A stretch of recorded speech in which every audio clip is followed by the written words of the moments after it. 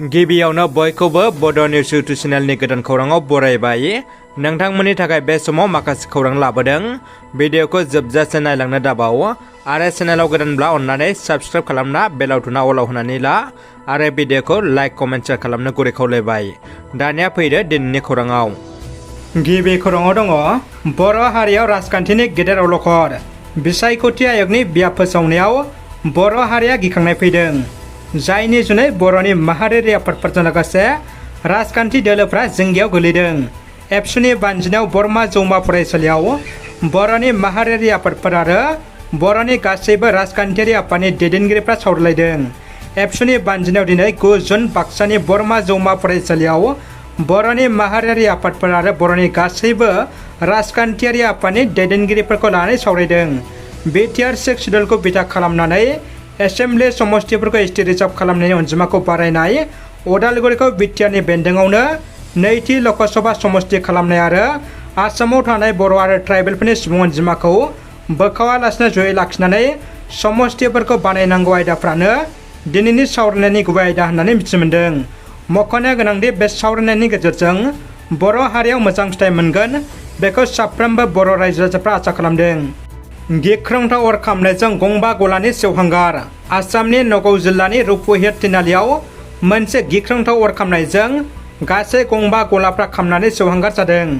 मिथिनो मोननाय बायदिब्ला बे जाथाया दिनै 9 जुलाइ फुंनि समाव जादों आरो बे अर खामनायजों 20 लाख रां धोननि खहा जादों। डियापार्स बाहायनायनि जाहोनाव गोबां उन्दै गथ'साफ्रा माखासे जेंनाफोरजों मोगा-मोगि जानांदों।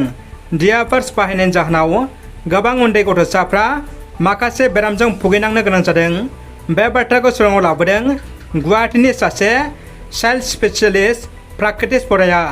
गोबाव सम उन्दै गथ'साफोरखौ डियापार्स गानहोनायनि जाहोनाव इउरिनारि ट्रेक्ट इनफेक्शन (UTIs) नि जेंना नुजाथियो आरो बेनि जाहोनाव उन्दै गथ'साफोरनाव माखासे बेरामफोर जेरै देहायारि जौगाखांनायाव जेंना नुजाथिनो हागौ, एबनर्मेल किडनि फांसन आरो बेबायदिनो माखासे गोबां बेरामफोराबो नुजाथिनो हागौ होननानै प्राक्टिस बराया फोरमायदों। गुबुन मोनसे खौराङाव थांनायनि आगोलावनो नोंथांमोननिसिम आंनिफ्राय मोनसे मिथिहोनाय। जोंनियाव गोबां अखा हाबाय थानायनि जाहोनाव भइस अडिअ रेकर्ड खालामनायाव अखानि साउन्डआ रिंखांदों। बेनि थाखाय नोंथांमोननिसिम निमाहा बिबाय। दिनै क'क्राझार बिगियान फरायसालिमानि जुथुमसालियाव अखिल भारतीय बिद्यार्थी परिषद क'क्राझार जिल्लानि बानजायनायाव हादरारि फरायसा सानजों लोब्बा लाखिनानै खुंनाय 2023 मायथाइनि SSLC आरो OHS आनजादाव उथ्रिनाय फरायसाफोरखौ बरायनाय हाबाफारि लायो। बे बरायनाय हाबाफारियाव फरायसाफोरखौ बरायनाय हाबाफारियाव आसाम बिधान सभानि बुंथिगिरि बिस्वजित दैमारिया बाहागो लाफैना फरायसाफोरखौ थुलुंगाखां बिबुंथि होयो। आसाम सरकारा बारग' सोलोंथाइ मन्थ्रि थानेश्वर बर'नो मेडिकेल एड होनो थांखि लादों। बैसोजों लोगोसे देहायारि जेंना नुजाथिनायनि जाहोनाव दासान्दि रङियायाव थानाय सस्ति हस्पिटालाव फाहामथाय लाबाय थानांनाय रायजोनि बारग' मन्थ्रि थानेश्वर बर'नो आसाम सरकारनिफ्राय गासैबो रोखोमनि फाहामथायारि मदद होनाय जागोन होननानै मिथिहोदों आसामनि केबिनेट मन्थ्रि जयन्त मल्ल बरुवाया। बिथाङा गिबि मन्थ्रिनि बिथोन होनाय बायदियै देहा फाहामसालियाव नुजाथिहैनानै थानेश्वर बर'नि देहा थासारिखौ खौरां लाहैनाय समाव बे बाथ्राखौ मिथिहोदों होननानै खौरां मोननाय जादों। लोगोसे मैया आसाम बिधान सभानि बुंथिगिरि बिस्वजित दैमारियाबो बारग' मन्थ्रि थानेश्वर बर'खौ थांनानै खौरां लाहैदों। आसाम रायजोनि साखाथिनि सोनाब बंग रायजोआव थैनि बाना बोहैदों। बिसायख'थियाव सोमजिदों दुंहाव थासारि।